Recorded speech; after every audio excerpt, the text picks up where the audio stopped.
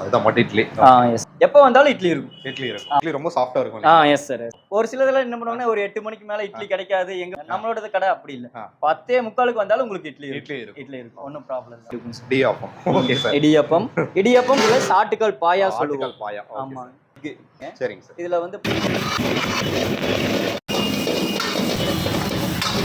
இது குடலுங்களா?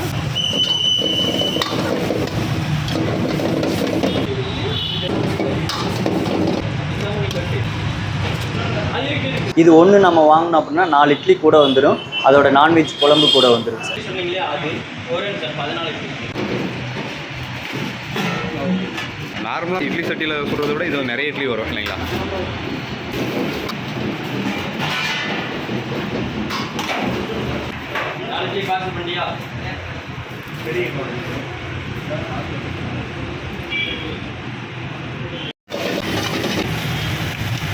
பிச்சு போட்ட பொடி இது சிக்கன் குழம்பு.